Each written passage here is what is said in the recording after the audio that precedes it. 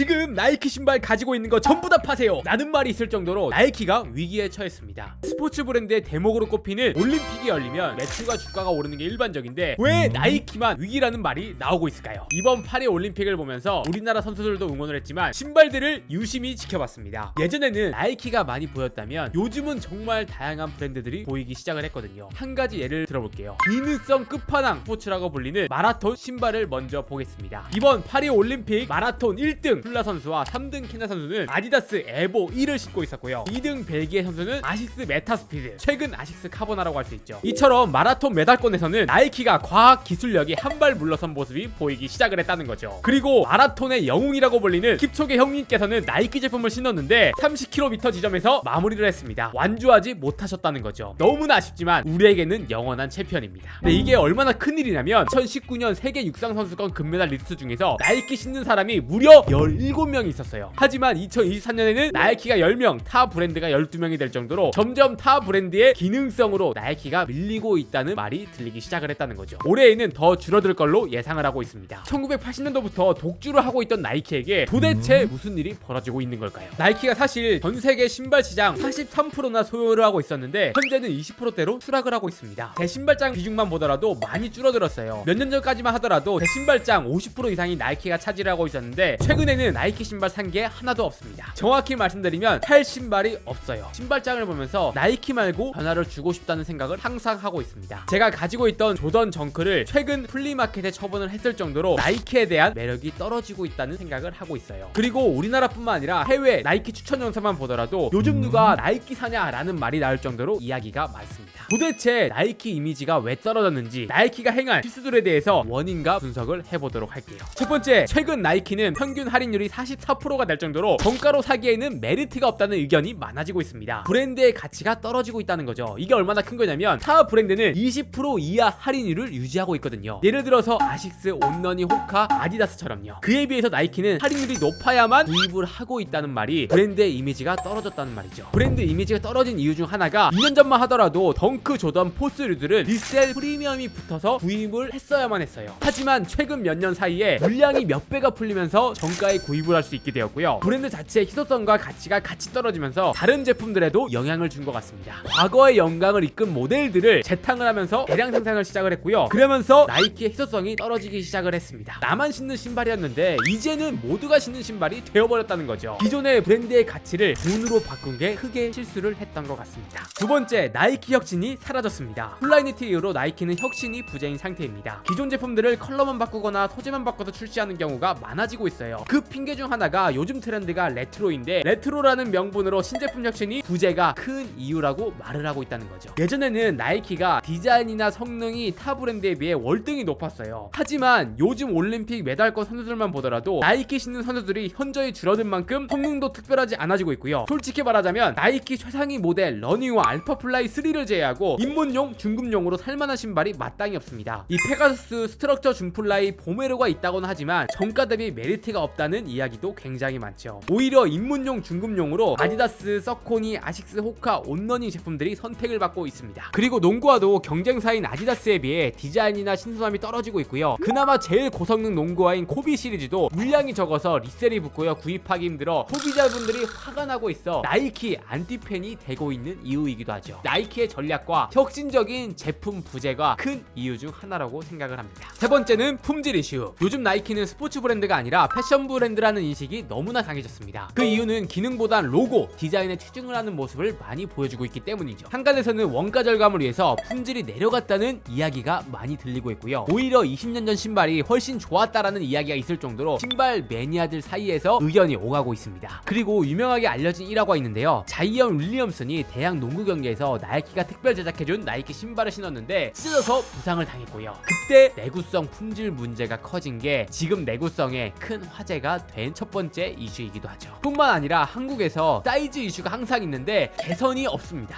항상 업사이징을 해야만 신을 수 있다는 점, 요게 생각보다 불편하거든요. 패션화로는 충분히 업사이징 할 수 있어요. 하지만 스포츠화로는 업사이징 불편하고요. 기록에 문제를 줄 수 있다는 거죠. 반대로 호카나 뉴발은 발볼까지 신경을 써서 신었을 때 안정적이고요. 편안함으로 많은 분들께 사랑을 받고 있습니다. 그래서 패션 브랜드로 생각하는 사람들만 나이키를 현재 좋아하고 있는 상태인 겁니다. 그래서 현재 나이키 주가는 반토막이 났고요. 올해만 13% 이상 하락을 했습니다. 하지만 경쟁사인 아디다스, 온러닝, 데커스들은 24%, 41% 이상 상승을 하고 있다는 거죠. 네 번째는 요즘 패션 트렌드가 사실 일정하지 않아요. 동시자발적으로 존재를 하고 있고요. 여러분들의 취향이 세분화되어 가고 있습니다. 절대 강자가 없어지는 트렌드가 왔다는 거죠. 사실 저에게도 나이키의 이번 위기가 충격적이었어요. 저처럼 브랜드를 운영하는 사람들에게 나이키는 롤모델이자 전 세계 역사상 가장 위대한 브랜드라고 생각을 하고 있기 때문이죠. 이번에 나이키가 위기를 극복하기 위해서는 기존의 나이키가 어떻게 사랑을 받았는지 돌아보는 게 중요하다고 생각을 했습니다. 나이키가 어떻게 빠른 시간 안에 1등이 될 수 있었는지 간단하게 설명을 드릴게요. 사실 나이키는 엄청 오래된 브랜드인 것 같지만 다른 스포츠 브랜드에 비교를 했을 때 그렇게 오래되지 않았습니다. 하지만 천재적인 마케팅 역량과 스포츠 선수와 일반인 모두에게 영감을 주면서 세계인의 주목을 받은 브랜드라고 할 수 있죠. 사실 나이키는 처음에는 보잘것없는 작은 회사였어요. 1964년 필라이트가 일본 여행 도중 우연히 오니치카 타이거라는 스포츠 운동화 회사를 방문을 하게 됩니다. 자기는 미국의 블루리본 스포츠 대리인이라고 하면서 오니치카 타이거 기능성 운동화를 수입해 판매를 한 게 시작이 되었던 거죠. 그러던 와중에 오니치카 타이거와 관계가 악화되면서 협력이 끊겼고요. 신발을 직접 만들어 팔아보기로 결정을 했어요. 그래서 그때 나타난 게 유명한 수우시입니다. 나이키 로고를 디자인을 했고요. 브랜드를 탄생을 시킨 거죠. 1972년 처음으로 출시가 됩니다. 나이키의 수우시가 세상에 처음 도자장을 내민 거죠. 그때 나이키 수우시 로고가 단돈 5만원이었습니다. 현재는 36조 원의 가치를 가질 정도의 로고가 되었지만 5만원으로 만든 로고예요. 처음에는 모두가 수우시 로고가 마음에 들지 않았다고 합니다. 하지만 생산 과정에서 쫓기게 되면서 어쩔 수 없이 하나를 선택해야 됐고요. 그것이 오늘날의 수우시가 되었던 거죠. 저도 이 브랜드를 하고 있지만 끝에 어쩔 수 없이 선택하게 되는 게 있는데 그게 오히려 좋은 선택이 된 경우가 굉장히 많았거든요. 그리고 1980년도부터 본격적인 운동선수 후원과 스폰서십을 시작을 하게 됩니다. 미국 육상 선수 모리스 그린부터 농구 황제 마이클 조던, 골프 선수 타이거 우즈를 후원을 하면서 신발 제품, 의류 라인업을 발전을 시킨 거죠. 그리고 신소재 개발을 통해서 투자와 협업을 진행을 했고요. 자체 개발인 에어 쿠셔닝, 와플솔, 저스트두잇 슬로건으로 전 세계 주목과 사랑을 받았습니다. 나이키의 기술과 홍보 마케팅은 모든 브랜드와 마케터들의 지구상 최고의 마케팅이라고 불릴 정도로 성공한 마케팅이라고 할 수 있죠. 브랜드의 전체성을 잘 표현을 한 저스트두잇 로고가 인상 깊었습니다. 그리고 나이키가 폭발적인 성장과 촉진시킨 사건이 있는데요. 바로 마이클 조던과의 만남과 협업이었습니다. 당시 NBA에서는 흰색 농구화만 신을 수 있었는데 조던과 나이키는 계속 벌금을 내면서 매경기 빨간 농구화를 신고 나왔던 거예요. 이 사건을 통해서 나이키는 고객에게 불합리한 규칙에 맞서는 스포츠맨십이란 이미지와 뛰어난 제품성을 자랑하는 스포츠 용품 기업이란 인식을 강력하게 심어주고요. 인정받게 됩니다. 그리고 1988년 드디어 저스트잇 캠페인이 시작이 됩니다. 브랜드 전체성과 가치관이 함축된 이 슬로건은 전 세계 고객들 마음을 사로잡았고요. 다양한 브랜드, 사람들과 콜라보를 통해서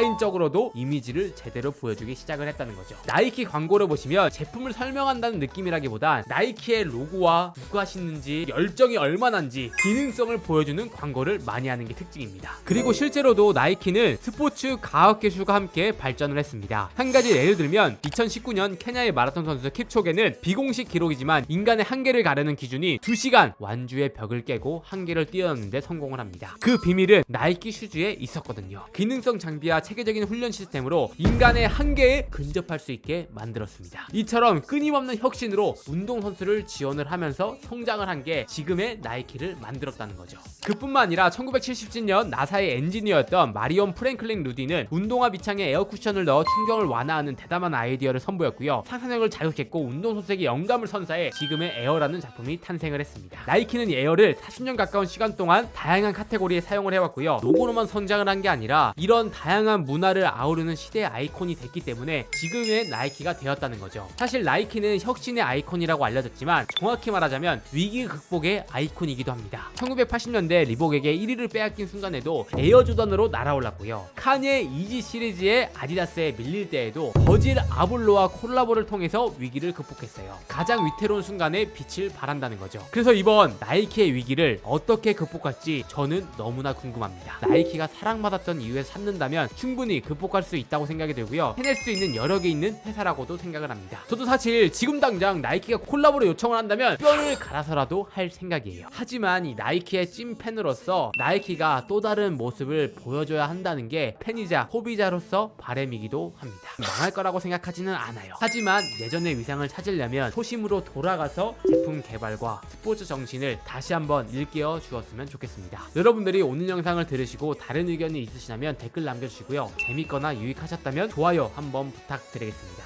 그럼 이상으로 오늘 영상은 마치도록 하고요. 다음에 더 좋은 영상으로 찾아뵙겠습니다. 감사합니다.